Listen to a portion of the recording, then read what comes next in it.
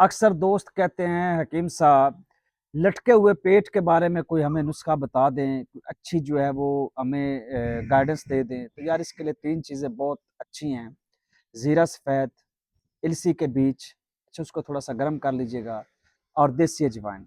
दोनों देसी अजवाइन और ज़ीरा जो है सफ़ेद ये 50-50 ग्राम ले लें, ठीक है? और इलसी के बीज 100 ग्राम ले लें, लेकिन उनको जो है तवे पे थोड़ा-सा हल्का गर्म कर लें, तीनों को ग्राइंड करके सफ़ूप बना लें। सुबह निहार मुँह यानी खाना खाने से पहले 1 चम्मच नीम गर्म पानी के साथ ले लें।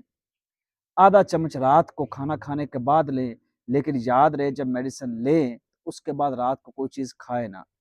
लटका हुआ पेट बिल्कुल ठीक हो जाएगा, लेकिन साथ डाइट का जो है ना वो आपने लाज़मी ख़्याल रखना है। जब आप डाइट का ख़्याल नहीं रखेंगे, एहतियात नहीं करेंगे, जानवरों की तरह खाएँगे, तो फिर ये चीज़ें इफ़ेक्ट नहीं करती, ये बात तो क्लियर है।